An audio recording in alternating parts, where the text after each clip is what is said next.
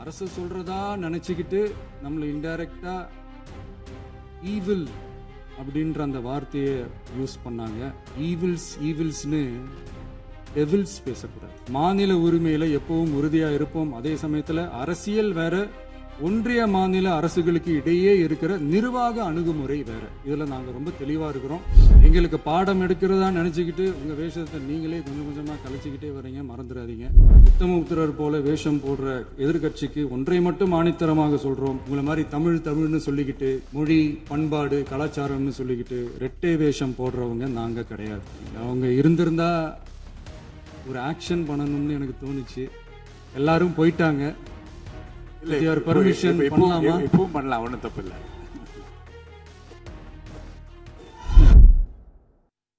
மாண்புமிகு பேரவைத் தலைவர் அவர்களே, மாபெரும் தலைவர்கள் வழிநடத்திய மாண்பும் மாபெரும் வரலாற்று சிறப்பு கொண்ட இந்த சட்டமன்ற பேரவையின் 17வது சட்டமன்ற பேரவைக்கு நம்மையும் நம்ம தமிழக வெற்றி கழகத்தை சார்ந்த சட்டமன்ற உறுப்பினர்களையும் தேர்ந்தெடுத்து அனுப்பின நிரந்தரமாக என் நெஞ்சில் குடியிருக்கும் தாயன்புமிக்க தமிழக மக்கள் அனைவருக்கும் என்னுடைய மனப்பூர்வமான நன்றிகள்.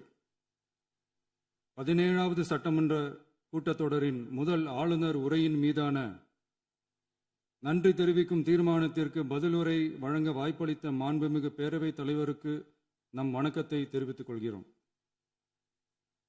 மாண்புமிகு பேரவைத் தலைவர் அவர்களே, இந்த 17வது மாமன்றத்தில் அதிகப்படியான 12 கட்சிகளை சேர்ந்த பிரதிநிதிகள் தேர்ந்தெடுக்கப்பட்டிருக்கும்.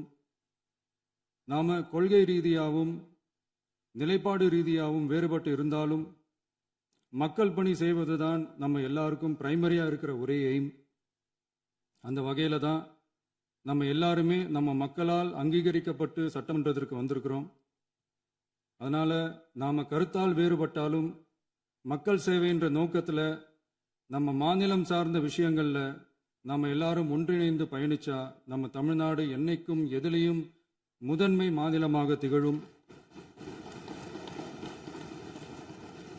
ஆளுநர் உரைக்கு நன்றி தெரிவிக்கும் தீர்மானத்தில் பேசின மாண்புமிகு உறுப்பினர்களுக்கு நன்றி.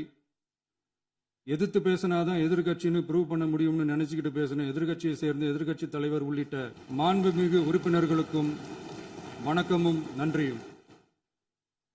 பதிலுரை வழங்குற அதே நேரத்தில் நம்மளை சட்டமன்ற உறுப்பினராக தேர்ந்தெடுத்த பெரம்பூர் தொகுதி மக்களுக்கு நம்மளோட நெஞ்சார்ந்த நன்றிகள். அதே மாதிரி ராஜினாமா பண்ணிட்டாலும் நம்மளை தேர்ந்தெடுத்த திருச்சி கிழக்கு மக்களுக்கும் இந்த மன்றத்தில் நம்மளோட நன்றியை பதிவு செய்கிறோம். அப்புறம் நம்மளோட அரசியல் பயணத்தை பற்றியும் கொஞ்சம் பதிவு செய்ய விரும்புகிறோம். நாம் ஏதோ ஷூட்டிங்லேருந்து நேராக வந்து சிஎம் ஆன மாதிரியே சில பேர் ஒரு இமேஜ் கிரியேட் பண்ணுறாங்க. அவங்களுக்கு அவங்க ஆசைப்படுற லாங்குவேஜ்லேயே சொல்கிறோம், அது வெறும் ரீல் தான், ரியல் கிடையாது. ஒரு சாதாரண நடிகனாக நம்ம கெரியர் தொடங்குச்சு. அப்புறம் அப்படியே சின்சியராக உழைச்சி மேலே வந்தோம். நம்ம கெரியரில் நாம் மேலே வந்ததுக்கு இந்த விஜய் ஒருத்தன் மட்டுமே காரணம் இல்லை, அவனோட உழைப்பு மட்டுமே காரணம் இல்லை. இந்த விஜயோட உழைப்புக்கும் உயர்வுக்கும் பின்னாடி இருக்கிற ஒட்டுமொத்த தமிழ்நாட்டு மக்களோட அன்பும் அரவணைப்பும் தான் காரணம். ஒவ்வொரு வீட்டில் இருக்க ஒவ்வொருத்தரும் நம்மளை அவங்க வீட்டில் ஒருத்தனா ஏற்றுக்கிட்டது தான் நமக்கு கடவுளும் மக்களும் தந்த மிகப்பெரிய வரம். அதுக்காகவே கடவுளுக்கு சமமான நம்மளோட சொந்தங்களான தமிழக மக்கள் அனைவருக்கும் மீண்டும் மீண்டும் நன்றி. இப்படி நம்மளை தாயன்போடு அள்ளி அரவணைச்ச தமிழ்நாட்டு மக்களுக்கு நாம் எப்படியெல்லாம் துணையாக இருந்தோம், எப்படியெல்லாம் மக்களோட மக்களா இருந்தோம்னு சொல்றேன். 1990ஸ்லயே ரசிகர் மன்றமா இருந்தப்பவே மக்களுக்கு துணையா நிற்க ஆரம்பிச்சோம். அதுக்கப்புறம் நற்படி மன்றமாகவும் அதுக்கப்புறம் விஜய் மக்கள் இயக்கமாகவும் மாறி மக்களோட மக்களா நின்றுகிட்டு இருந்தோம். 2008 ஈழத் தமிழருக்கு ஆதரவா உண்ணாவிரதம் போராட்டம் செஞ்சோம். போர் முடிவுக்கு வரணும், நம்ம தொப்புள் கூடிய உறவுகளான ஈழத் தமிழர்களுக்கு பாதுகாப்பான நிம்மதியான ஒரு வாழ்வு கிடைக்கணும்னு அன்னைக்கே கோரிக்கை வச்சோம். 2009 ஆரம்பிச்ச விஜய் மக்கள் இயக்கம் வழியா நம்மளோட மக்கள் நல பணிகளை எக்ஸ்டெண்ட் அண்ட் எக்ஸ்பேண்ட் பண்ணிக்கிட்டே வந்தோம்.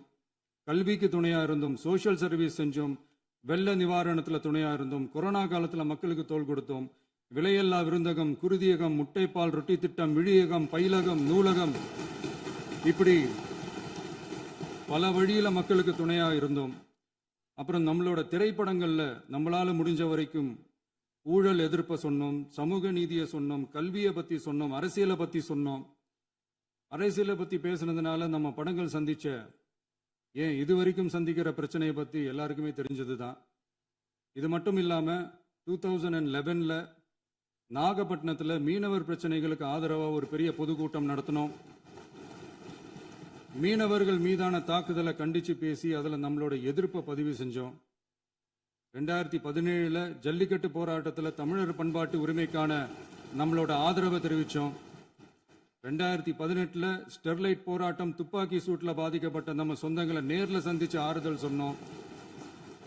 2021 உள்ளாட்சி தேர்தலில் விஜய் மக்கள் இயக்க வேட்பாளர்கள் போட்டியிட்டு ஜெயிச்சாங்க. கல்வி விருது விழா நடத்தி சிறந்த மதிப்பெண் பெற்ற மாணவ மாணவிகளுக்கு ஊக்கத்தொகையும் பரிசும் கொடுத்தோம். 2024 தமிழக வெற்றி கழகத்தை ஆரம்பிச்ச உடனேயே CAA-வை எதிர்த்து அறிக்கை விட்டோம். அரசியல் கட்சி ஆரம்பிச்சு விழுப்புரம் மாவட்டத்தில் விக்கிரவாண்டியில நம்மளோட முதல் மாநில மாநாட்டிய வெற்றி கொள்கை திருவிழாவை நடத்தினோம். தந்தை பெரியார், பெருந்தலைவர் காமராஜர், அண்ணல் அம்பேத்கர், வீரமங்கை வேலுநாச்சியார், மக்கள் சேவகர் அஞ்சலை அம்மாள்னு நம்மளோட 5 கொள்கை தலைவர்களை அறிவிச்சோம். இந்தியாவிலே 2 பெண் ஆளுமைகளை கொள்கை தலைவர்கள் அறிவிச்ச ஒரே கட்சி நம்ம டிவிக்கு மட்டும்தான் என்ற பெருமையோடு அறிவிச்சோம். பெரியார் சொன்ன மாதிரியே அவர் சொன்னதுல நமக்கு ஏற்புடையதை மட்டும் எடுத்துக்கிட்டோம்.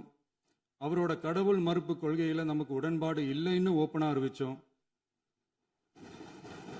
நமக்கு கடவுள் நம்பிக்கை உண்டுன்னு அறிவிச்சோம். யாரோட நம்பிக்கைக்கும் நாம் எதிரானவங்க இல்லைன்னு தெளிவா அறிவிச்சோம். பெண் கல்வி, பெண்கள் முன்னேற்றம், சமூக சீர்திருத்தம், சமூக நீதி, இப்படி பெரியாரோட கருத்துக்களை நிறையவே ஏத்துக்கிட்டோம்னு அறிவிச்சோம். அண்ணல் அம்பேத்கரோட சம வாய்ப்பு, சமநீதி, சமத்துவத்தை ஃபாலோ பண்ணுவோம்னு அறிவிச்சோம். பெருந்தலைவர் காமராஜரோட மதச்சார்பின்மையை ஏத்துக்கிட்டதோட அவரோட நேர்மையான நிர்வாகத்தையே ஒரு கொள்கையா ஏத்துக்கிட்டோம்னு அறிவிச்சோம்.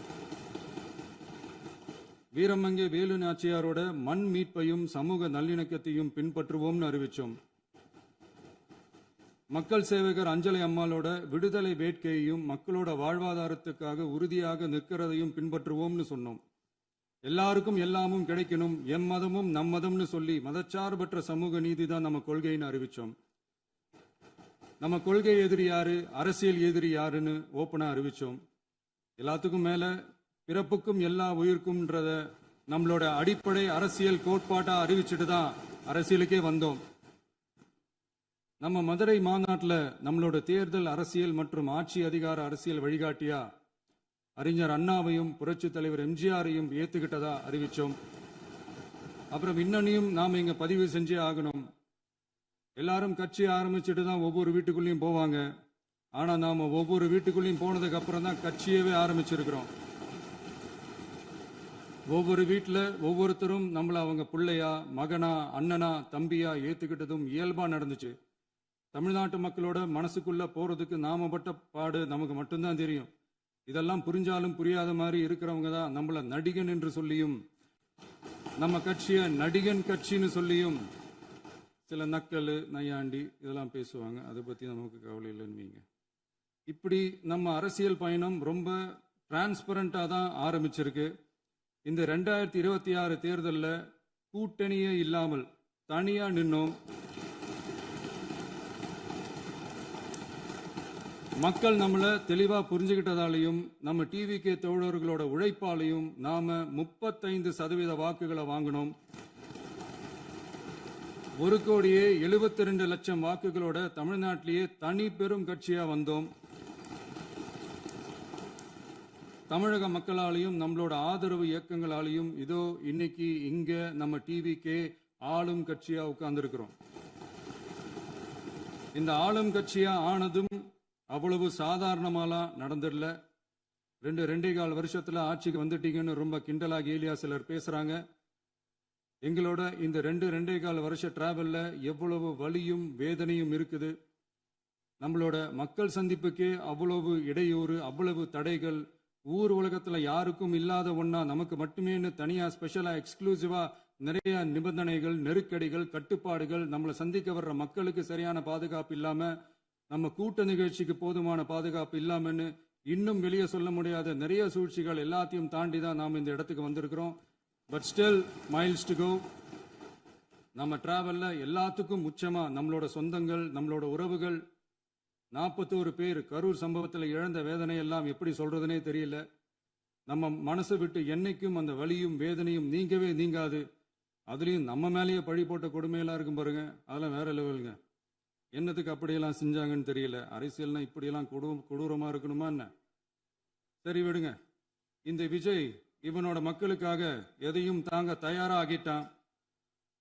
இவ்வளவு பெயின்ஃபுல்லான நம்ம பொலிட்டிக்கல் டிராவல்ல நம்மளோட மிகப்பெரிய ஆறுதலும் பலமும் என்ன தெரியுமா?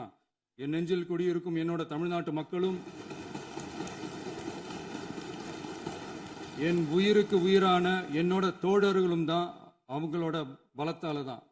அன்னைக்கு 1967 முன்னாள் முதல்வர் மாண்புமிகு அறிஞர் அண்ணா அவர்கள் தலைமையில் அமைஞ்ச சாமானியர்களோட ஆட்சி மாதிரி, 1977 முன்னாள் முதல்வர் மாண்புமிகு புரட்சி தலைவர் எம்ஜிஆர் அவர்கள் தலைமையில் அமைஞ்ச மிக சாமானியர்களோட ஆட்சி மாதிரி, இதோ இன்னைக்கு அதே வரிசையில 2026 சட்டமன்ற தேர்தலில் இந்த விஜயோட தோழர்கள் இடம்பெற்ற ஒரு மிக மிக சாமானியர்களின் ஆட்சி அமைஞ்சிருக்கு.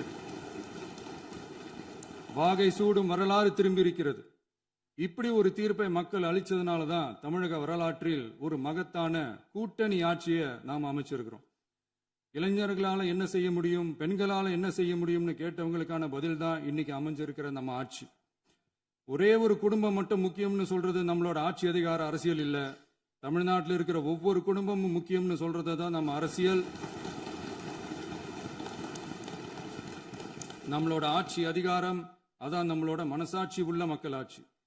இந்த 2026 தேர்தலில் யாராலும் உடைக்கவே முடியாதுன்னு சொன்ன மதத்தை உடைச்சோம், சாதியை உடைச்சோம், முக்கியமா காசு கொடுத்து ஓட்டு வாங்குற ஒரு நச்சு கலாச்சாரத்தையே சுக்கு நூறா தூள் தூளா உடைச்சிருந்தோம். நாம கிளீன் கவர்னன்ஸ் அண்ட் குட் கவர்னன்ஸ்ல உறுதியா இருக்கிறோம். இப்ப மட்டும் இல்ல, எப்பவுமே இப்படிதான் இருப்போம். இதுல 100% இது உண்மைன்றதுனால தான் பாரம்பரியமான தினத்தந்தி பத்திரிகை ஊழலின் ஊற்றுக்கண் அடைக்கப்படுகிறதுன்னு 16/6/2026 அன்னைக்கு ஒரு தலையங்கமே எழுதியிருக்கு. ஒரு தவறு செய்தால், அது தெரிந்து செய்தால் அவன் தேவன் என்றாலும் விடமாட்டேன் என்று எம்ஜிஆர் அன்று பாடினார். அதை இன்று விஜய் செயலில் காட்டுகிறார்னு அந்த எடிட்டோரியல்ல எழுதியிருக்கு. இந்த நேரத்தில் தினத்தந்திக்கு நம்மளோட நன்றியை தெரிவிச்சுக்கிறோம். அரசியலுக்கு வந்து 2 வருஷம் தான் ஆகுது. உங்களுக்கு என்ன தெரியும், உங்களால என்ன முடியும்னு கேலியா கேட்டவங்களுக்கு தினத்தந்தியோட பதிலை இப்போதைக்கு போதும்னு நினைக்கிறேன். என்னென்னமோ செய்வான்னு சொல்றானே இந்த விஜய், பல வருஷமா இருக்கிற ஒரு பதவி வெறி பிடிச்ச அரசியலை உடைச்சி எப்படி செய்வான்னு நம்ம மக்களை யோசிச்சிருவாங்க. இதோ இப்போ நம்ம மக்களுக்கு புரிஞ்சிருக்கும். இப்பவும் சொல்றோம், இது வெறும் ஆரம்பம் தாங்க. இந்த மாபெரும் சபையிலிருந்து கேட்கிற மக்களே, நமக்கு கொஞ்சம் அவகாசம் கொடுங்க. இதுக்கு முன்னாடி, அதாவது 2017 கடைசியில இருந்து 2026 ஏப்ரல் வரைக்கும் இருந்த புண்ணியவான்கள் ஆட்சியில ஒவ்வொரு டிபார்ட்மெண்ட்லயும் போட்ட ஏராளமான ஓட்டைகளை அடைச்சிக்கிட்டே படிப்படியா மக்களுக்கு நல்லதையும் செஞ்சுக்கிட்டே வருவோம். அதனாலதான் நமக்கு எதிரா யாரோ சேரவே மாட்டாங்கன்னு நினைச்சவங்க எல்லாம் ஒன்னா சேர்றாங்க. நம்ம ஆட்சிக்கு டேட்டு குறிக்கிறாங்க.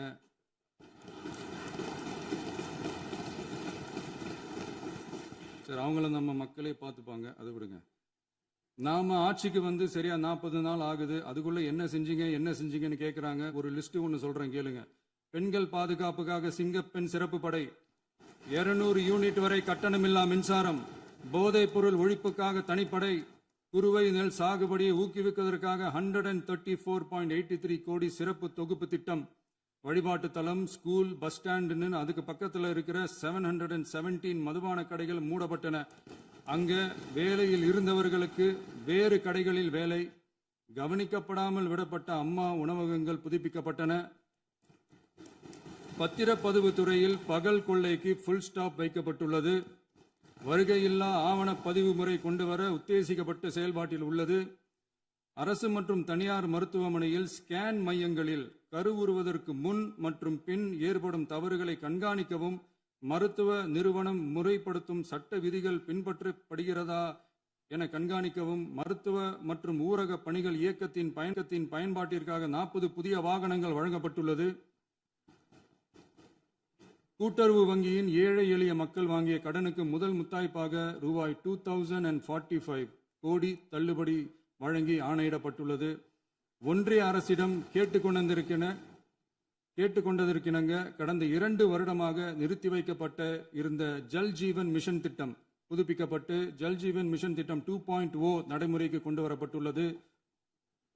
18,500 கோடி அளவில் உறுதியளிக்கப்பட்ட காஞ்சிபுரம் மாவட்டத்தில் மைய விரிவாக்க திட்டம், கோயம்புத்தூரில் மின்னணு பொருட்கள் மற்றும் மின்னணு அமைப்புகள் உற்பத்தி திட்டம் மற்றும் திருவள்ளூர் மாவட்டத்தில் காட்டுப்பள்ளி LNT கப்பல் கட்டும் தளம் விரிவாக்க திட்டத்திற்கு ஒப்பந்தங்கள் போடப்பட்டுள்ளன. அனைத்து நிர்வாக நடவடிக்கைகளும் மின்னணு முறையில் மாற்றம் கொண்டு வர நடவடிக்கை எடுக்கப்பட்டு வருகிறது. சட்டவிரோத கல்குவாரி மற்றும் அனுமதியின்றி கனிமங்களை எடுத்துச் செல்வது தடுக்கப்பட்டுள்ளது. பல்வேறு குவாரிகள் சீல் வைக்கப்பட்டுள்ளன. கனிமங்களை கண்காணிப்பது, எல்லைகளை நிர்ணயிப்பது மற்றும் ஆளில்லா விமானம் மூலம் அளவீடு செய்வது போன்றவற்றை செயல்படுத்துவதற்கான பணிகள் மேற்கொள்ளப்பட்டு வருகின்றன. அனைத்து துறைகளிலும் அலுவலர் தலையீடு இல்லாமல் லஞ்ச லாவண்யமற்ற தமிழகத்தை உருவாக்க அனைத்து நடவடிக்கைகளும் முடுக்கிவிடப்பட்டுள்ளது. இதெல்லாம் சாம்பிள் தான், இன்னும் இருக்கு. இந்த வெறும் 40 நாளுக்குள்ளேயே இவ்வளவு செஞ்சிருக்கோம்னா இனி வர்ற நாட்கள்ல கொஞ்சம் கொஞ்சமா படிப்படியா ஸ்டெடியா உழைச்சி லஞ்சலாவணம் இல்லாத, ஊழல் இல்லாத, பெண்களுக்கு பாதுகாப்பான, சுதந்திரமான, டிரான்ஸ்பரண்டான தமிழ்நாட்டை நம்ம சொந்தங்களான தமிழக மக்களுக்கு தர்றது தான் நம்மளோட ஒன் அண்ட் ஒன்லி டார்கெட். கண்டிப்பா அதை நிறைவேற்றியே காட்டுவோம். 8 கோடி மக்கள் நம்மளோட இருக்கிறப்போ ஏங்க அதை செய்ய முடியாது?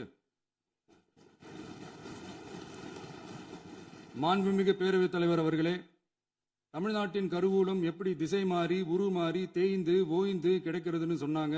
திசை மாறி உருமாறி தேய்ந்து ஓய்ந்துன்னு வசனம் மாதிரி ரைமிங்கா இல்லாம வளமான இலக்கியமா இதே சபையில பேசினவங்களோட திறமையான ஆட்சியில நடந்த நிதி மேலாண்மையை பத்தி வெள்ளை அறிக்கையா வெளியிட்டோம்.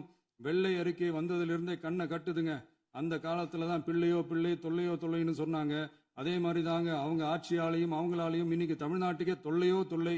இப்படி ஒரு நிலைமையை உண்டாக்கி வச்சுட்டு இவங்க சொல்றாங்க நமக்கு ஆட்சி செய்ய தெரியாதுன்னு. நம்ம அமைச்சர்களுக்கும் நம்ம சட்டமன்ற உறுப்பினர்களுக்கும் ஒன்னும் தெரியாதுன்னு. ஆமாங்க, எங்களுக்கு தெரியாதுதான்.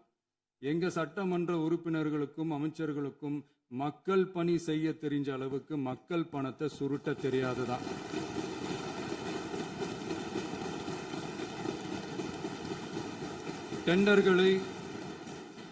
டெண்டர்களை முறைப்படுத்த தெரிஞ்ச அளவுக்கு அதோட ரேட்டை உயர்த்தி ஊழல் செய்ய தெரியாதுதான். பதவி உயர்வு வழங்கவும் பணி இடமாற்றம் கலந்தாய்வு நடத்தவும் தெரியுமே தவிர பதவி உயர்வுக்கும் பணியிட மாற்றத்திற்கும் பணம் பறிக்க தெரியாதுதான். புதிய பணியிடங்கள் உருவாக்க தெரியுமே தவிர அந்த பணியிடங்களை பணத்துக்கு விற்க தெரியாதுதான். கோயில்கள்ல நடக்கிற நிர்வாக சீர்கேட்டை தடுக்க நீங்க பேசுங்க, நீங்க கண்டிப்பா பண்ணுங்க. கோயில்கள்ல நடக்கிற நிர்வாக சீர்கேட்டை தடுக்க தெரியுமே தவிர கோயில் பணத்தை கொள்ளையடிக்க தெரியாதுதான். தங்கத்தை உருக்கி தாரை வார்க்க தெரியாதுதான். கனிம வளத்தை பாதுகாக்க தெரிஞ்ச அளவுக்கு கனிமத்தை வித்து கொள்ளையடிக்க தெரியாதுதான். அரசு வருமானத்தை அரசு கஜானாவுக்கு மாத்த தெரிஞ்ச அளவுக்கு அந்த பணத்தை தனிப்பட்ட கஜானாவுக்கு மடை மாத்த தெரியாதுதான். போதை கலாச்சாரத்தை தடுக்க தெரிஞ்சவங்களுக்கு போதை கலாச்சாரத்தை வளர்க்க தெரியாதுதான். நம்ம குடும்பத்தில் இருக்கிற பாட்டி, அம்மா, அக்கா, தங்கச்சி, குழந்தைங்களை, பெண்களை மதிக்க தெரிஞ்சவங்களுக்கு ஓசி பஸ், 1000 ரூபாய் கேஸ், இப்படியெல்லாம் பேச தெரியாதுதான். எங்க உறுப்பினர்களுக்கும் அமைச்சர்களுக்கும் மக்கள் சேவை தெரிந்த அளவிற்கு சுயநல தேவையை செஞ்சிக்க தெரியாதுதான். அதனாலதான் சொல்றோம், எங்களை பார்த்து எதுவும் தெரியாதுன்னு சொல்றவங்களுக்கு சொல்றோம், இதெல்லாம் எங்களுக்கு தெரியாதுதான். உங்களை மாதிரி முறைகேடுகளை செய்யறத நாங்க தெரிஞ்சுக்கவும் போறதில்ல, தெரிஞ்சுக்கவும் ஆசைப்படல. அத கடைசி வரைக்கும் எங்களுக்கு தெரியாமலே இருந்துட்டு போகட்டும். அதனால நாங்களும் எங்க மக்களும் வெரி வெரி ஹாப்பி தான். மாண்புமிகு பேரவைத் தலைவர் அவர்களே, எதிர்ப்பவர்கள் எதிர்க்கட்சி என்பதற்காக எங்கள் ஆட்சி மீது 1000 பழி போடலாம். ஆனாலும் தமிழக மக்களுக்கு உண்மையை உணர்த்த வேண்டியது நம்மளோட கடமை. மின்வெட்டை பொறுத்தவரை தமிழ்நாடு மின்மிகை மாநிலமாக இருந்தாலும் கடந்த காலங்களில் ஏற்பட்ட நிர்வாக குளறுபடிகளும் மின்சார சாதனங்கள் மற்றும் மின் மாற்றிகளில் ஏற்படும் பழுதாலும் வேண்டுமென்றே சிலரின் நடவடிக்கைகளாலும் இந்த மின்வெட்டிற்கு காரணமாக உள்ளது.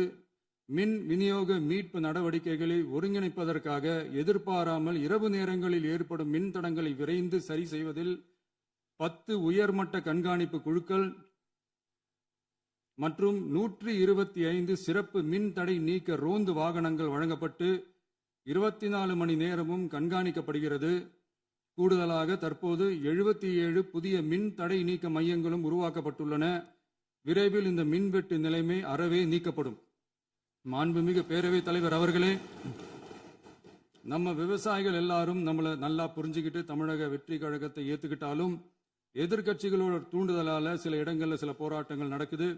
எதிர்க்கட்சிகள் என்னதான் சித்து வேலை செஞ்சாலும் விவசாய பெருமக்கள் எல்லாரும் நம்ம ஆட்சி அவங்களுக்கான ஆட்சி தான் நல்லா புரிஞ்சுதான் வச்சிருக்கிறாங்க.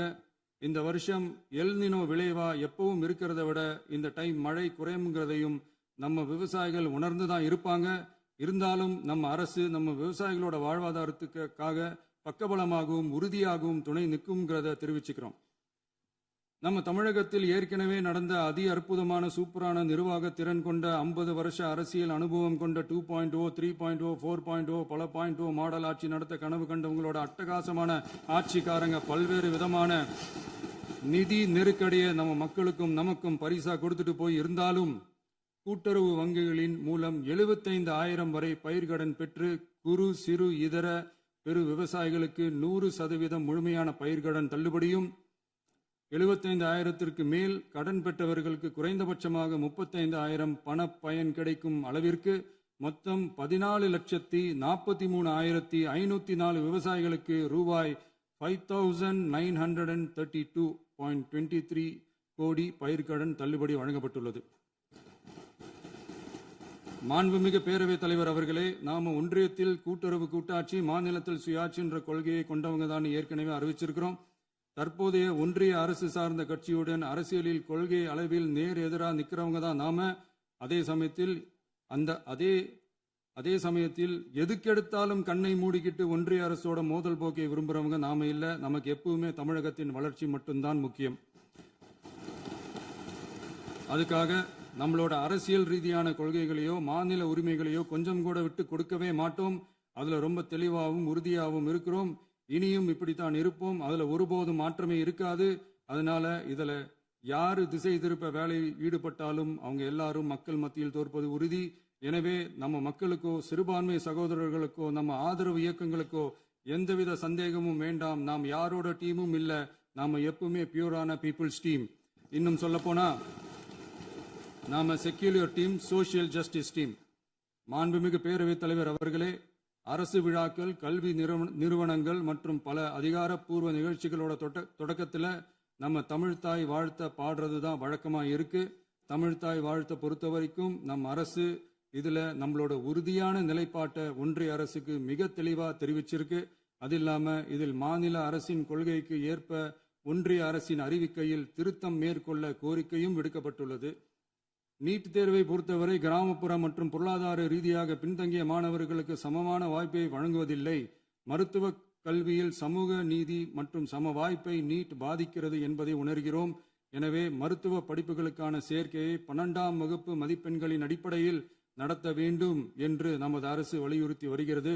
மத்திய அரசிடம் நீட்டிலிருந்து தமிழ்நாட்டிற்கு விலக்கு வழங்க வேண்டும் என்று கோரிக்கை விடுத்துள்ளது. மாண்புமிகு பேரவைத் தலைவர் அவர்களே, பேரறிஞர் அண்ணா அவர்கள் தலைமையிலான அரசு 1968 இருமொழி கொள்கையை நடைமுறைப்படுத்தியது. தமிழ் ஆட்சி மொழி, தமிழ் மொழியை பாதுகாப்பது, மாணவர்களுக்கு ஆங்கிலத்தின் மூலம் உலக அளவிலான வாய்ப்புகளை வழங்குவது, எந்த ஒரு மொழியையும் கட்டாயமாக திணிப்பதை தவிர்ப்பது மற்றும் எதிர்ப்பது, நிலத்தின் மொழி மற்றும் பண்பாட்டு அடையாளத்தை பேணுவது என்பதை நம் தமிழக வெற்றிக் கழக ஆட்சி ஏற்றுக்கொண்டுள்ளது. எனவே தமிழ்நாட்டில் தமிழ் ஆட்சி மொழி மற்றும் இருமொழி கொள்கை என்பதில் நமக்கு மாற்று கருத்தே இல்லை. மாண்புமிகு பேரவைத் தலைவர் அவர்களே, கடந்த 11/6/2026 அன்று நடந்த நிதி ஆயோக் கூட்டத்தில் தமிழ்நாடு அரசின் சார்பாக கலந்து கொண்டு வறுமையற்ற தமிழ்நாடு இயக்கம் உருவாக்க தேவையான நிதியையும் தமிழ்நாட்டுக்கு 2 எய்ம்ஸ் மருத்துவமனைகளை தருமாறும் மருத்துவம் மற்றும் பல் மருத்துவ படிப்பிற்கு 12ஆம் வகுப்பு மதிப்பெண் அடிப்படையில் இடங்களை நிரப்புதல் குறித்தும் செயற்கை நுண்ணறிவு தொடக்க நிறுவன வளர்ப்பு மையங்கள் தமிழ்நாட்டில் அமைக்கவும் இளைஞர் திறன் மற்றும் வேலைவாய்ப்பு இயக்கம் செயல்படுத்த வேண்டியும் பெண்கள் தலைமையிலான வளர்ச்சி குறித்தும் மீனவ சமுதாயங்களின் வாழ்வாதாரம் மற்றும் மீன்பிடி படகுகள் மற்றும் மீனவர்களை விடுவித்தல் குறித்து நிரந்தர நடவடிக்கை எடுக்க வேண்டியும் காலநிலை தாங்கும் தன்மை பெருந்திட்டம் 2045 கீழ் விண்வெளி உற்பத்தி மையத்தை தேசிய விண்வெளி உற்பத்தி மையமாக அறிவிக்க கோரியும் தமிழ்நாட்டில் சாலை போக்குவரத்து நெடுஞ்சாலை மற்றும் ரயில்வே அமைச்சகத்தின் மேம்பாட்டு குறித்தும் அனைத்து கிராமங்களையும் டிஜிட்டல் இணைப்பு வசதி ஏற்படுத்துதல் குறித்தும் கூட்டு குடிநீர் திட்டம் தொடரவும் அரசின் விழாக்களில் தமிழ்தாய் வாழ்த்துக்கான முதலிடத்திற்கான கோரிக்கையும் மேகதாது அணை கட்டுமான நிறுத்தத்தை உறுதிப்படுத்தவும் மாநிலத்தின் மீது மும்மொழி கொள்கையை வற்புறுத்தாமல் புதிய கல்விக் கொள்கையை திணிக்காமல் தமிழகத்திற்கான கல்வித்தொகை ரூபாய் 3284 கோடியை விடுவிக்க கோரியும் ஆண்டுதோறும் 5 லட்சம் இளைஞர்களுக்கு உதவித்தொகையுடன் கூடிய பணியினை தொழில்நுட்ப பயிற்சி வழங்க ஒத்துழைப்பு வழங்குமாறும் ஒகேனக்கல் 3ஆம் கட்ட கூட்டு குடிநீர் திட்டத்திற்கான நிதி ரூபாய் 2283.40 விடுவிக்கவும் வேலை வாய்ப்பு மற்றும் வாழ்வாதாரத்துக்கான உத்தரவாத திட்டத்தின் கீழ் வேலை வாய்ப்புகளை உருவாக்க உடனடி நடவடிக்கை மேற்கொள்ள வேண்டியும் மற்றும் திருக்குறளை தேசிய இலக்கியமாக அறிவிக்குமாறும் தமிழ்நாடு சார்பில் பேசியுள்ளோம் என்பதை தெரிவித்துக் கொள்கிறோம். மாண்புமிகு பேரவைத் தலைவர் அவர்களே, அண்டை மாநிலங்களுடனான நட்புறவு ஒரு மாநிலத்தின் வளர்ச்சிக்கும் நாட்டின் ஒற்றுமைக்கும் மிகவும் அவசியமானது. தமிழ்நாடு தனது அண்டை மாநிலங்களுடன் நதி நீர் பங்கீடு, பொருளாதாரம், கல்வி, கலாச்சாரம் மற்றும் போக்குவரத்து துறைகளில் நல்லுறவை பேணி வருகிறது. பரஸ்பர மரியாதை, ஒத்துழைப்பு மற்றும் கூட்டாட்சி தத்துவத்தின் அடிப்படையில் அண்டை மாநிலங்களுடனான நட்புறவை வலுப்படுத்தவும் நமது ஆட்சியில் காக்கப்படுகிறது. மாண்புமிகு பேரவைத் தலைவர் அவர்களே, சட்டம் ஒழுங்கை பற்றி பேச்சு வந்தது. சட்டம் ஒழுங்கு சரியா இருக்கணும் அப்படின்றதுல எங்களுக்கு மாற்று கருத்தே கிடையாது. கண்டிப்பா லா அண்ட் ஆர்டர் கரெக்டா இருக்கணும், கரெக்டா இருக்கும், இருக்க வைப்போம். அதே மாதிரி பெண்கள் பாதிக்கப்படுறதையும் இங்க யாராலையும் சகிச்சிக்கவே முடியாது. அதுக்கான கடுமையான நடவடிக்கைகள் நம்ம அரசு எடுத்துக்கிட்டு இருக்கிறோம். இந்த சிங்கப்பெண் சிறப்பு அதிரடி படை கூட அதுக்கான ஒரு ஃபர்ஸ்ட் ஸ்டெப் தான். அதே மாதிரி இந்த போதைப் பொருள் நடமாட்டம் அதை கண்ட்ரோல் பண்றதுக்கும் நம்ம அரசு கடுமையான நடவடிக்கைகள் எடுத்துக்கிட்டு இருக்கிறோம். அதையும் கண்டினியூ பண்ணி எடுப்போம். மாண்புமிகு பேரவைத் தலைவர் அவர்களே, இப்போ நான் சொன்ன இந்த பிரச்சனைகள்லாம் இந்த 2026 போன மாதம் மே மாதம் 10ஆம் தேதி புதுசாக வந்துடல. இதெல்லாம் பல வருஷமா இருக்கிற பிரச்சனைகள் தான், பல வருஷமா கண்டுக்காம விட்ட பிரச்சனைகள் தான். இன்னைக்கு எதிர்கட்சிக்காரங்க அதை பற்றி கேட்கும் போது எனக்கு அது அக்கறையாக தெரியல, அவதூறு அரசியலாக தான் தெரியுது, பழி போடுற அரசியலாக தான் தெரியுது. இப்படி அவதூறு பழி போடுறவங்கள பார்த்து ஒன்று தான் கேட்கணும்னு தோணுது. கடந்த 9-10 மாசமா நம்ம ஸ்டேட்ல சட்டம் ஒழுங்கு டிஜிபியே இல்லை. சட்டம் ஒழுங்கு டிஜிபியை போடுங்கன்னு சொல்லி எல்லாம் ஓஞ்சி போயிட்டோம். போன ஆட்சியில் நடந்ததுக்கெல்லாம் இப்பதான் விடையே கண்டுபிடிக்கிறோம் நம்ம ஆட்சியில்.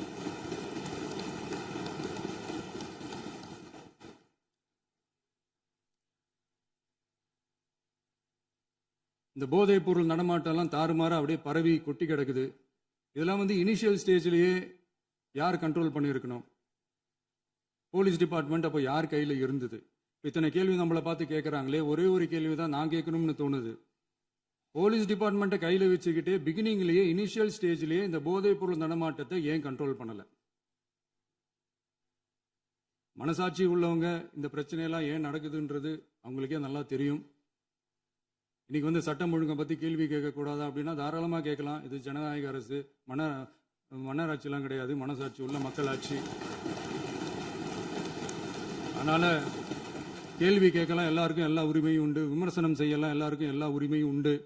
ஆனால் நம்ம ஆட்சியில் என்ன நடவடிக்கைகள் எடுத்திருக்கோன்றது தெரிஞ்சுக்கிட்டு அதுக்கேற்ற மாதிரி ஒரு நடுநிலையாக பேசுனீங்கன்னா கொஞ்சம் நல்லா இருக்கும். சட்டம் ஒழுங்கை பற்றி யாருக்கு என்ன யோசனை இருந்தாலும், மக்கள் நலனுக்காக யாருக்கு என்ன யோசனை இருந்தாலும் அதை தாராளமாக சொல்லலாம். நம் அரசு அது காது கொடுத்து கேட்கும். ஆனால் நம்ம அரசனுடைய நிர்வாகத்திறன் அதை பற்றி பேசுகிறவங்களுக்கு இந்த ஊரடிச்சு உலையில போட்டு ஊழல் மேலே ஊழலாக செஞ்சுக்கிட்டு அதுலேருந்து தப்பிக்கிறதுக்கு பேர் தான் நிர்வாகத்திறன் அப்படின்னு சொன்னால், அப்படிப்பட்ட ஒரு ஊழல் செய்கிற நிர்வாகத்திறனை நம்ம அரசு ஒரு நாளும் செய்யாது. பொட்டி பெட்டியாக பணத்தை வச்சுக்கிட்டு, பெட்டியை வச்சு எல்லாம் செஞ்சுக்கிட்டு, போதைப் பொருள் பாதுகாவல் கழக மாடல் அரசாங்கம் செஞ்ச ஒவ்வொரு ஊழலாக வெளியில் வந்துக்கிட்டு இருக்கு. டாஸ்மாகில் அது என்னப்பா அது பேரு, பார்ட்டி ஃபண்ட் கட்சி நிதி அப்படின்ற பேர்ல அடிச்ச கொள்ளையெல்லாம் ஒன்று ஒன்றா இப்போ கவர்மெண்டோட கஜானாவுக்குள்ள கொண்டு சேர்த்துக்கிட்டே இருக்கிறோம். உட்காருங்க. மாண்புமிகு முதல்வர்கள் பதில் உரைக்கு பிறகு முதல்வர் பதில் உரைக்கு பிறகு நேரம் தரேன். அப்ப பேசட்டும், அவங்க பேசட்டும், அவங்கள பேச அனுமதி. உட்காருங்க உட்காருங்க.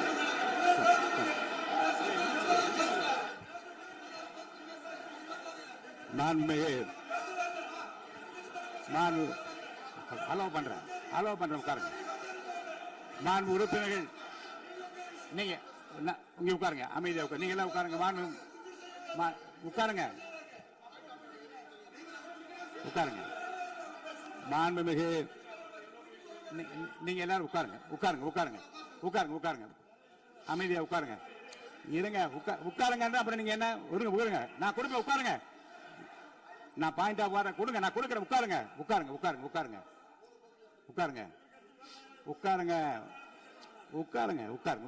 உட்காருங்க. மாண்புமிகு முதல்வர் அவர்கள் போர்வையாக நிதானமாக சொல்லிக்கொண்டே இருக்கிறார். நீங்க குறிப்பெடுத்து வைத்துக் கொள்ளுங்கள். பேசி முடித்தவுடன் நான் உங்களுக்கு அவகாசம் தருகிறேன். நீங்க ஒண்ணு சொல்லுங்க, என்ன என்பது நீங்க சொல்லுங்க. உங்க சொல்லுகிற வாய்ப்பை நான் உங்களுக்கு தருகிறேன். இப்போது மாண்புமிகு முதலமைச்சர் உங்கள் உரையை தொடரலாம்.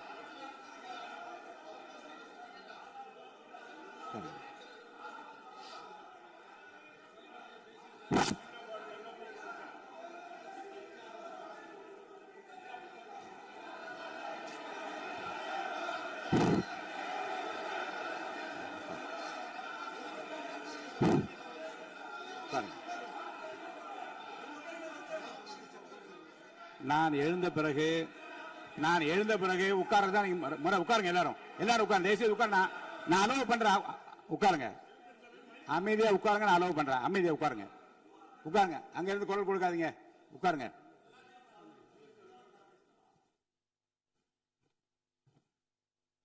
இனிமையான இந்த விவாதத்தில் இதுவரை குறுக்கீடுகள் இல்லாமல்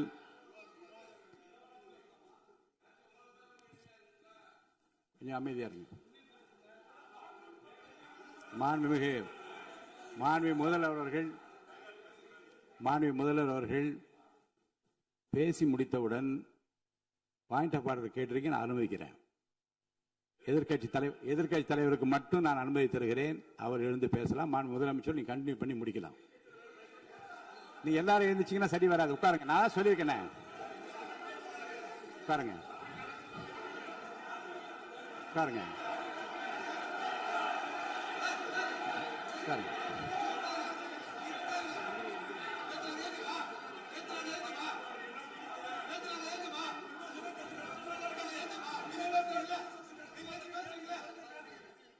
மாண்பு உறுப்பினர் அமைதி காக்க வேண்டும். நேற்று எதிர்க்கட்சி தலைவர் பேசுகிற போதும் அவர் பேசுகிற எல்லாவற்றுக்கும் நான் அனுமதி அளித்தேன். அதில் பாயிண்ட் ஆஃப் கேளுங்க. அந்த விவாதத்தில் கேளுங்க.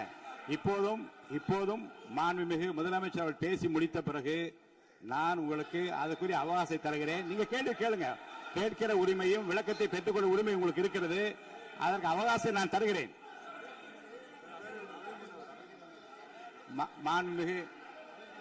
மாண்புமிகு உறுப்பினர் அமருங்க.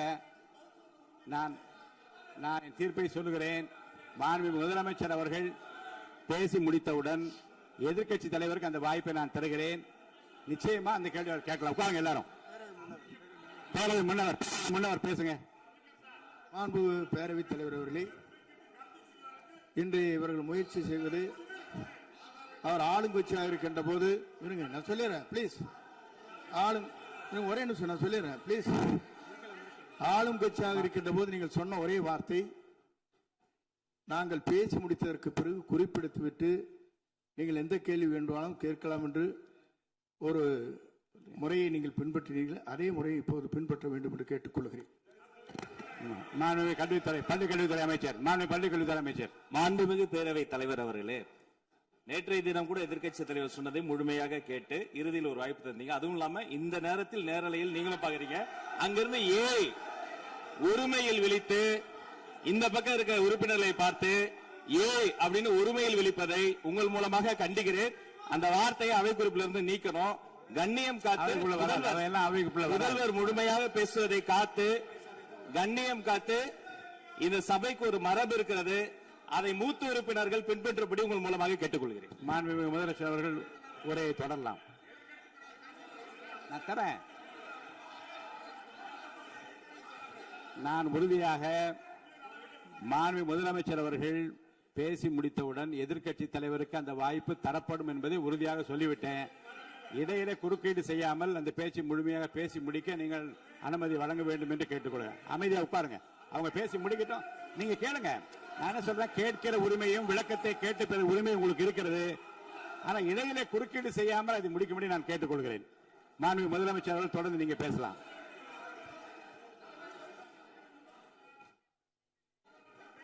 எதிர்க்கட்சி தலைவர் அவர்கள் உங்கள் கட்சியினுடைய உறுப்பினரை அமைதிப்படுத்த வேண்டும் என்று நான் கேட்டுக்கொள்கிறேன். உங்களுக்கு வாய்ப்பு தரவில்லை என்றால் அவர் எழுந்து நிற்பதில் நியாயம் இருக்கிறது. வாய்ப்பு தரப்போகிறேன். நான் முதலமைச்சர் அவர்கள் பேசி முடித்தவுடன் உங்களுக்கு வாய்ப்பு தரப்படும். அது வரைக்கும் உங்களுடைய உறுப்பினரை அமைதி காக்க நீங்கள் தான் பார்த்துக் கொள்ள வேண்டும். மாண்புமிகு அவை முன்னவர்.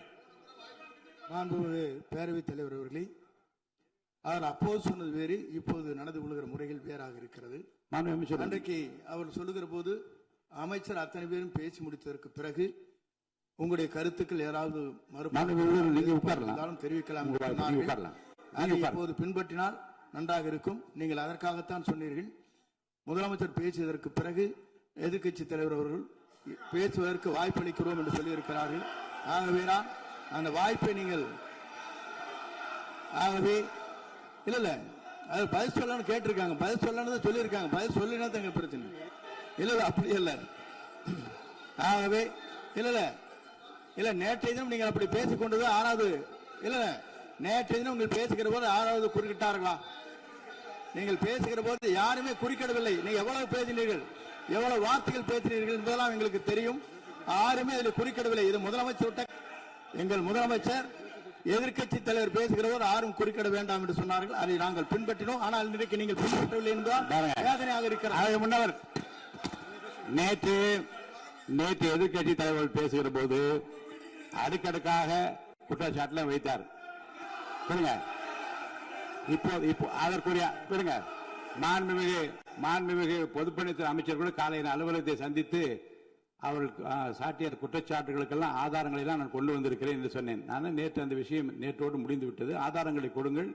தக்க நேரத்தில் இதை பற்றி சொல்ல வேண்டிய நேர்ந்தால் நான் இதெல்லாம் ஆய்வு செய்து உரிய நேரத்தில் அவை குறிப்பிட்டு ஏற்றுவதற்கு முன்பாக அவரிடம் காட்டி அதற்கு பிறகு அதை பற்றி முடிவெடுக்கும் என்று நான் சொன்னேன்.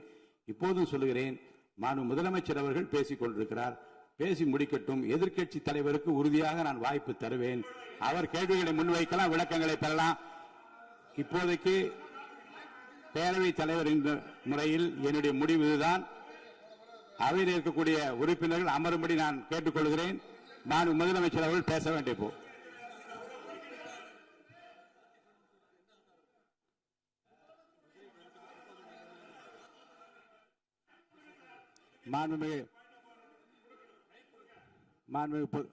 இருங்க.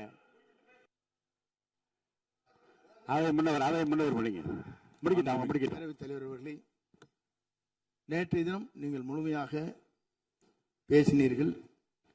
உங்கள் பேச்சுக்கள் எப்படி இருந்தது என்பதும் நாடறியும். இருந்தாலும் கூட நாங்கள் அமைதியாக இருந்தோம். இல்ல நீங்க இருங்க. ஒவ்வொரு வார்த்தைக்கு இருங்க. நீங்க மின்வெட்டியில நீங்க சொன்னீங்க. உங்களுடைய முன்னாள் அமைச்சர் ஆற்காடு வீராசாமி இருக்கிற போது மின்வெட்டால் தான் நாங்கள் ஆட்சியே மாறியது என்றெல்லாம் சொன்ன கதையெல்லாம் இருக்கு. அதெல்லாம் சொன்னோம்னாங்க நாங்களே அமைதியா இருந்தோம். அதுக்கு அங்கே தயவு செய்து எதிர்கட்சி தலைவருக்கு வாய்ப்பளிக்கிறார்கள். அந்த வாய்ப்பை நீங்கள் அவர் முதலமைச்சர் பேசுவதற்கு பிறகு பேசினால் அழகாக இருக்கும். அவை முன்ன பள்ளி கல்வித்துறை அமைச்சர் மாண்புமிகு பேரவை தலைவர் அவர்களே, அவர் ஒரே ஒரு வார்த்தையை தான் சொன்னார். பார்ட்டி ஃபண்ட் என்ற வார்த்தையை கேட்டு எதிர்க்கட்சி நண்பர்கள் கோபப்படுகிறார்கள். ஆனால் அதன் மீது உங்களுக்கு பாயிண்ட் ஆஃப் ஆர்டர் தருவதாகவும் நீங்கள் சட்டப்பேரவை தலைவர் சொல்கிறீர்கள். நேற்றைய தினம் இதே போல வெற்றி தலைவர் அவர்களினுடைய வழிகாட்டில் வளர்ந்த நாங்கள் சகிப்புத்தன்மையோடு அவர்கள் பல வார்த்தைகள் சொன்னார்கள். புதிதாக சோஃபா மாடல் என்றார்கள், குதிரை பேரம் என்றார்கள், எத்தனையோ வார்த்தைகள் சொன்ன போது சகிப்புத்தன்மையோடு அதை கேட்டு பொறுமையாக இருந்தோம். இவர்கள் குதிரை பேரம் எல்லாம் அவைக்குள் நீக்கப்பட்டு விட்டது. சரி, சோஃபா மாடல் என்று சொன்னார்கள். ஆதாரம் கேட்டு இப்படி எழுந்து நாங்கள் கொந்தளிக்காமல் ஒரு சட்டமன்றத்தில் ஒரு உறுப்பினர் எப்படி நடந்து கொள்ள வேண்டும் என்பதற்கு எடுத்துக்காட்டாக தமிழக வெற்றி கழகத்தின் உறுப்பினர்கள் நடந்து கொண்டார்கள்.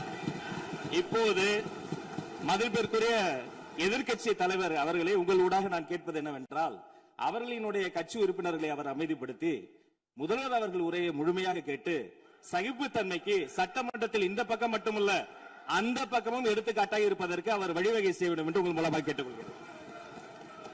பொதுப்பணித்துறை அமைச்சர்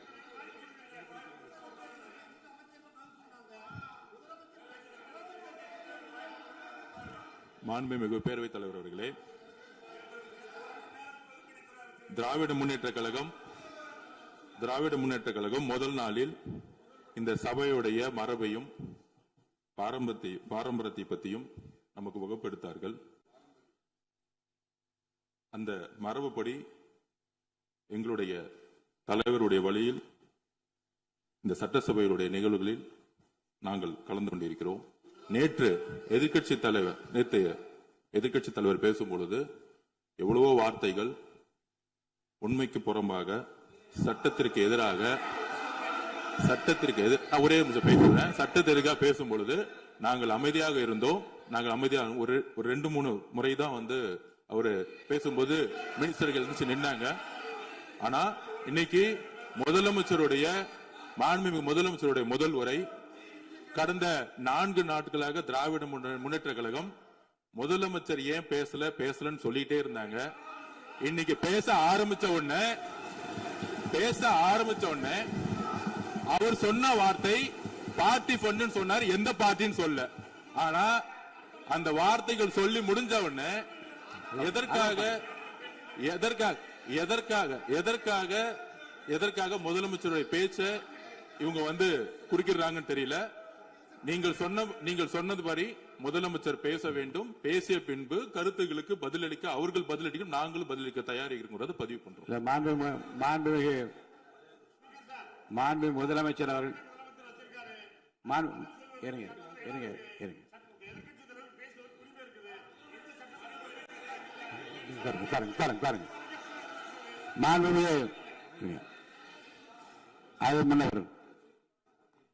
மரபு இருக்கிறது, எப்போது வேணும் பாயிண்ட் ஆஃப் ஆர்டர் இருக்கலாம். இருந்தாலும் கூட நீங்க அந்த மரபை நீங்க கடைபிடிச்சீங்களா உங்க ஆட்சியில?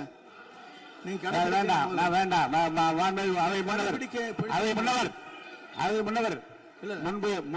முன்பு எப்படி நடந்தால் என்பதை பற்றியோ முன்பு நடந்த நிகழ்வுகள் பற்றியோ நீங்கள் சொல்லி மீண்டும் இந்த அவையினுடைய மாண்பை குறைக்க வேண்டாம் என்று நான் கேட்டுக்கொள்வது வேண்டாம்.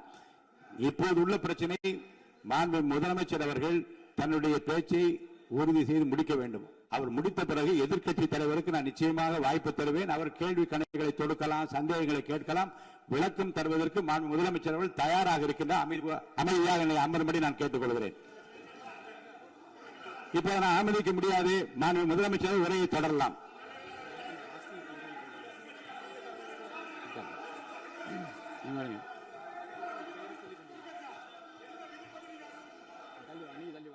மாண்புமிகு உறுப்பினர் ஆஸ்டின் உங்க இடத்துல போய் உட்காருங்க. மாண்புமிகு உறுப்பினர் ஆஸ்டின், நீங்க ஒரு மூத்த உறுப்பினர், சபை விதிகளை நன்கு தெரிந்த ஒரு உறுப்பினர், நீங்க போய் இடத்துல உட்காருங்க. முதல்ல மாண்புமிகு முதலமைச்சர் அவர்கள் உரையை தொடரலாம். இப்போது எந்த விதமான பாயிண்ட் ஆஃப் ஆர்டர்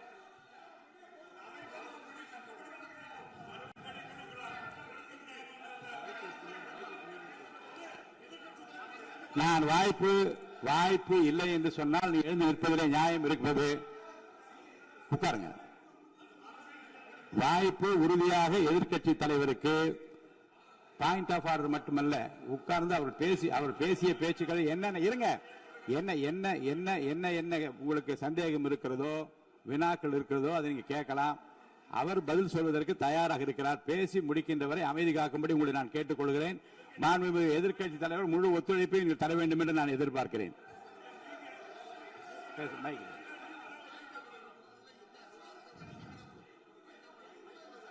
மைக் கொடுங்க. மாண்புமிகு எதிர்க்கட்சி தலைவர், பேரவைத் தலைவர், நீங்க உட்காருங்க. நேற்று நான் பேசும்போது சில அமைச்சர்கள் குறுக்கிட்டு பேசினாங்க, அதற்கு நீங்க அனுமதி கொடுத்தீங்க. அதே மாதிரி இன்னைக்கு முதலமைச்சர் பேசும்போது சில வார்த்தைகள், தவறான வார்த்தைகள் பேசுறாரு. அவர் பார்ட்டி ஃபண்ட் அப்படின்னு சொல்லியிருக்கிறாரு. அவர் அமைச்சர் அந்த பார்ட்டி ஃபண்ட் எந்த பார்ட்டின்னு கூட சொல்ல தைரியம் இருந்தா சொல்லுங்க, நாங்க அதெல்லாம் ஃபேஸ் பண்ண தயாரா இருக்கோம். எதையும் ஆதாரத்தோடு எதையும் பேசுங்க. நீங்க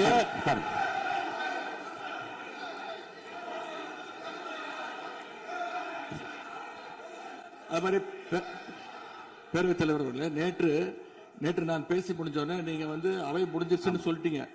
நாங்கெல்லாம் வீட்டுக்கு போயிட்டோம். வீட்டுக்கு போய் டிவி போட்டு பார்த்தா அங்க இன்னொரு அமைச்சர் இன்னும் பதில் சொல்லிட்டே இருந்திருக்கிறாரு.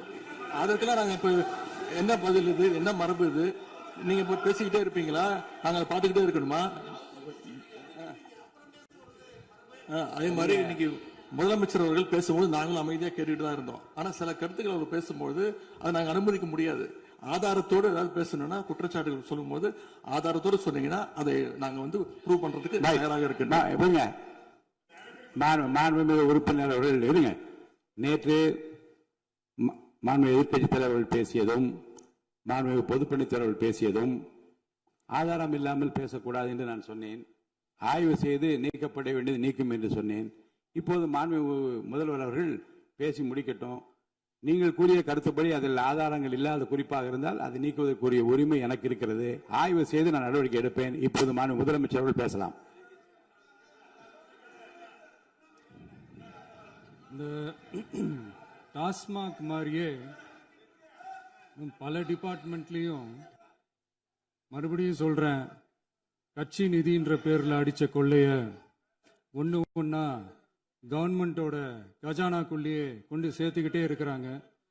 இப்பவும் சொல்றேன், மக்கள் பணத்திலிருந்து ஒரு பைசா கூட தொடமாட்டோம், தொடவும் விடமாட்டோம், தொட்டா விடமாட்டோம். இதுக்கு முன்னாடி தொட்டவங்களையும் விடமாட்டோம்.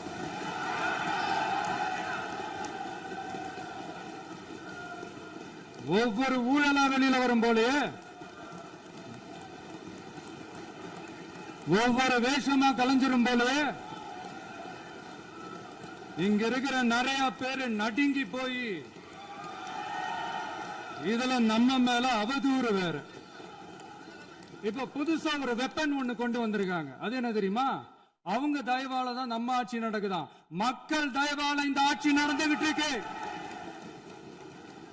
மனசாட்சி உள்ள சக்திகளோட ஆதரவால இந்த ஆட்சி நடந்துகிட்டு இருக்கு. நாங்க தான் அனுப்பி வச்சோம் அப்படின்றாங்களே. அனுப்பி வச்சவங்களுக்கு மினிஸ்ட்ரியில இடம் கொடுத்தா ஏன் கதறீங்க? ஏன் இவ்வளவு கோவம்? ஏன் இவ்வளவு கதறல்ஸ்? இதுல இன்னொரு முக்கியமான விஷயம், மார்க்சிஸ்ட் கம்யூனிஸ்ட் கட்சி நமக்கு ஆதரவு கொடுத்தது சுயேட்சையா எடுத்த முடிவுன்னு சொல்றாங்க. அதே மாதிரி இந்திய கம்யூனிஸ்ட் கட்சி நமக்கு ஆதரவு கொடுத்தது சுயேட்சையா எடுத்த முடிவுன்னு சொல்றாங்க. இதுல எங்க இருந்து நாங்க தான் அனுப்பி வச்சோம்னா புரியலையே. மக்களுக்கு நல்லா புரியும். எல்லாத்தையும் தெளிவா பார்த்துக்கிட்டு இருக்கிறாங்க.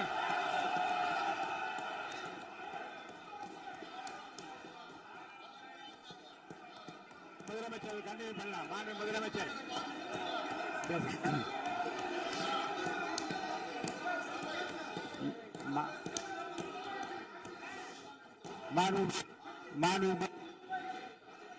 முதலமைச்சர் கண்டினியூ பண்ணலாம். நீங்க கண்டினியூ பண்ணலாம்.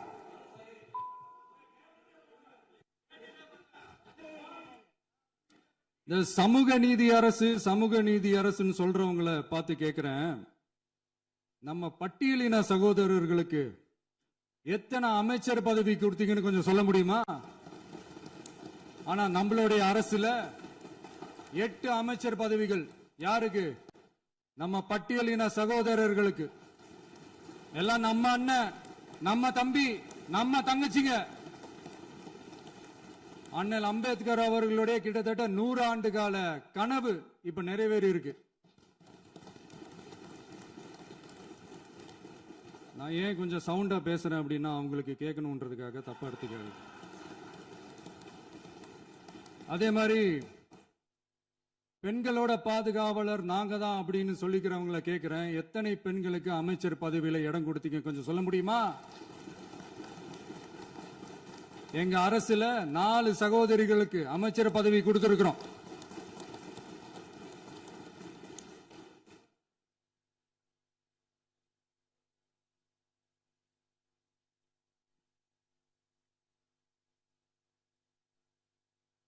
அதனால மக்களால் நிராகரிக்கப்பட்டு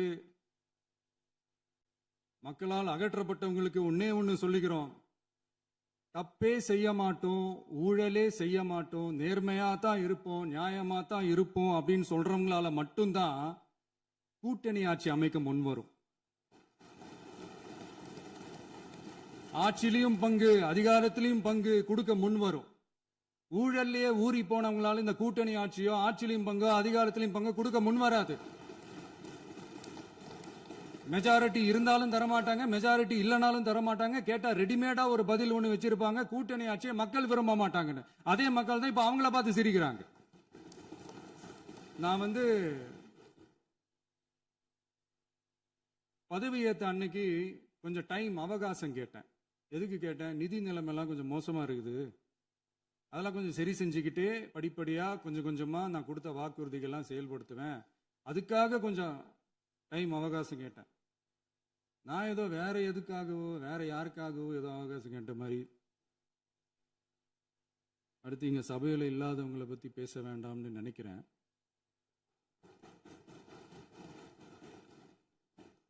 இங்க நம்மளை பத்தி அவதூறு பரப்புறதோட மட்டும் இல்லாம இப்ப நம்ம மக்கள் மேலேயும் அவதூறு பரப்ப ஆரம்பிச்சிட்டாங்க. மக்கள் நமக்கு ஓட்டு போட்டது தப்பான், குடும்பம் குடும்பமா நமக்கு ஆதரிச்சது தப்பான். இது இப்ப இல்ல, நான் சொல்றது எம்ஜிஆர் அவர்கள் காலத்திலிருந்தே. அப்பவே அவர் ஜெயிச்சப்போ அதே மக்களை தப்பு தப்பா பேசுறது. மக்கள் என்ன பண்ணிட்டாங்க, எம்ஜிஆர் என்ன பண்ணிட்டாரு, எம்ஜிஆர் என்ன இது பண்ணிட்டாரு. 50 வருஷமா ஒரே டெக்னிக்கா.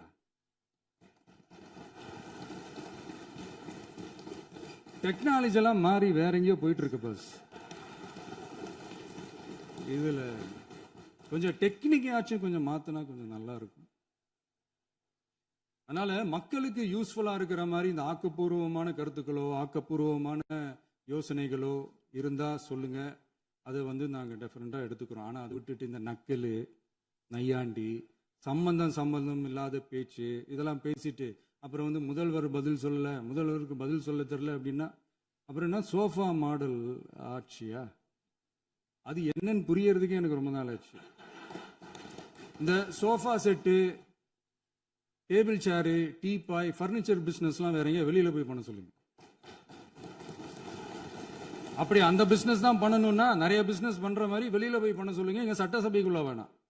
அதனால ஆக்கப்பூர்வமான கருத்துக்கள் இருந்தா சொல்லுங்க, டெஃபினட்டா அது சரியா இருந்தா நாங்க ஏத்துக்கிறோம். எனக்கு ஒரு குட்டி கதை ஒண்ணு ஞாபகம் வருது, சொல்லாமா? ஒரு ஊர்ல ஒரு பெரியவர் வெயில் ரொம்ப ஜாஸ்தியா இருக்குன்னு சொல்லிட்டு கண்ணுக்கு மேல கை வச்சுக்கிட்டு இப்படி சுத்தி முத்தி தேடிக்கிட்டு இருந்தாராம். அப்ப கூட இருந்த ஒரு சின்ன பையன் என்ன தேடுறீங்க அப்படின்னு கேட்டானா. அதுக்கு அந்த பெரியவர் சொன்னாரா, அது ஒண்ணு இல்ல தம்பி, உங்க அப்பா இங்கதான் இருப்பாருன்னு சொன்னாங்க, அதான் தேடிக்கிட்டு இருக்கேன், எங்க உங்க அப்பாவையா காணோம்?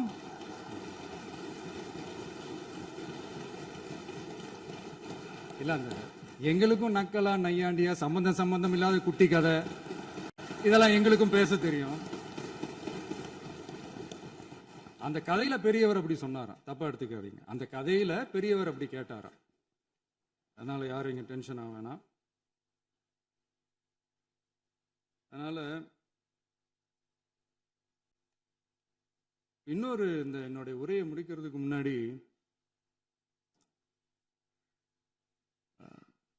போயிட்டாங்க, பேசலாமா? நிறைய உங்க கருத்துக்களை நீங்க முழுமையாக மன நிறைவோடு பேசலாம். டிவியில் பார்ப்போம். சரி, அதான் 5 நிமிஷம் பேசுனதுக்கே கொளத்தூரி இந்த ஆட்டம் அடிச்சு பேசுனா அப்புறம் என்ன பண்றது?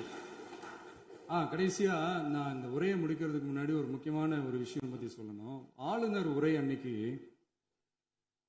இந்த தமிழ் தாய் வாழ்த்துக்கு அப்புறம் தேசிய கீதம் பாடினது தப்பு, தேசிய கீதம் 2 முறை பாடினது தப்பு, அப்படி ஒரு நிகழ்வு இதுக்கு முன்னாடி இந்த சட்டசபையில நடந்ததே கிடையாது, அந்த மரபே மாத்திட்டீங்க, இப்படி ஒரு பெரிய ஒரு போர் மாதிரி எதிர்கட்சியை சார்ந்தவங்கலாம் சொன்னாங்க இல்லையா? அந்த மாநில உரிமை போராளிகளை, அந்த மரபு காக்கிற உரிமை போராளிகளை ஒரே ஒரு கேள்விதான் கேட்கணும். 2021 ஆகஸ்ட் 2 ஞாபகம் இருக்கா? Centenary celebration of Tamil Nadu legislature. அந்த ஃபங்க்ஷன்ல நம்ம முன்னாள் முதலமைச்சர் கருணாநிதி அவர்களோட கலைஞர் அவர்களுடைய கலைஞர் அவர்களுடைய புகைப்படத்தை மாண்புமிகு குடியரசுத் தலைவர் திறந்து வைக்கிற ஒரு ஃபங்க்ஷன். அந்த ஃபங்க்ஷன்ல national anthem followed by Tamil Thai Vazhthu அப்படின்னு அறிவிச்சது ஞாபகம் இருக்கா? அதாவது தேசிய கீதத்துக்கு அப்புறமா 2வது முறையா, நோட் திஸ் பாயிண்ட் மாண்புமிகு பேரவைத் தலைவர் அவர்களே, ப்ளீஸ் நோட் திஸ் பாயிண்ட். தேசிய கீதத்துக்கு அப்புறம் 2வது முறையாக தமிழ் தாய் வாழ்த்து பாடப்படும் அப்படின்னு சொன்னது ஞாபகம் இருக்கா? அதுவும் முத்தமிழ் அறிஞர் அப்படின்னு சொல்ற நம்ம கலைஞர் அவர்களுடைய அந்த புகைப்படம் வெளியிட்டு விழாவில் அவர் இருந்த இதே சபையில தமிழை 2வது இடத்துக்கு தள்ளினது யாருன்னு ஞாபகம் இருக்கா? அது மட்டும் இல்ல, அந்த தேசிய கீதத்தை நாட்டுப்பண் நேஷனல் ஆந்தம்னு சொல்லி அதே ஃபங்க்ஷன்ல கடைசியா ஃபங்க்ஷன் முடியும் போது செகண்ட் டைம் தேசிய கீதம் பாடினதும் ஞாபகம் இருக்கா? இதே அவையில் தான், அது அவை குறிப்பிலும் இருக்கிறது, இதே அவையில் தான் நடைபெற்றது. இந்த தக்க நேரத்தில் இந்த ஆதாரங்களை அளித்த மாண்பு முதல்வர்களுக்கு நன்றியை தெரிவித்துக் கொள்கிறேன். டவுட் இருந்தா இந்த புக்கை பார்த்து தெரிஞ்சுக்கலாம். அதனால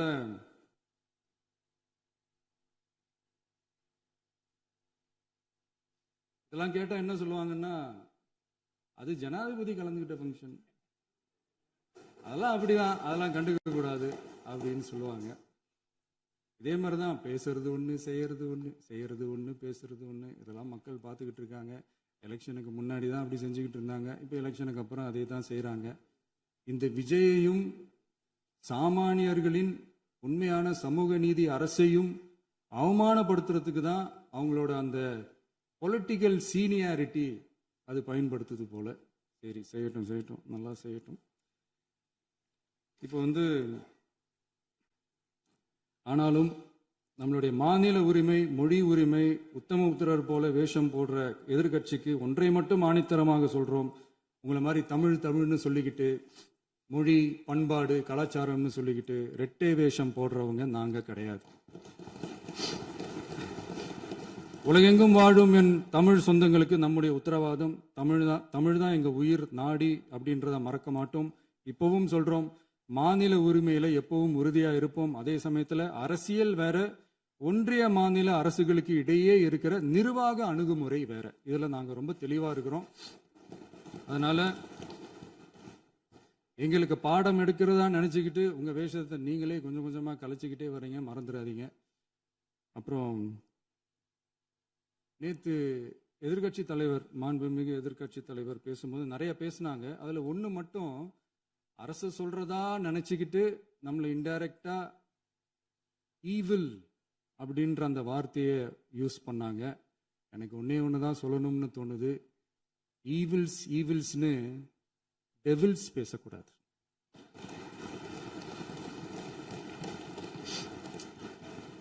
அவங்க இருந்திருந்தா ஒரு ஆக்ஷன் பண்ணணும்னு எனக்கு தோணுச்சு. எல்லாரும் போயிட்டாங்க. பர்மிஷன் பண்ணலாமா? இப்பவும் பண்ணலாம், ஒன்றும் தப்பு இல்லை.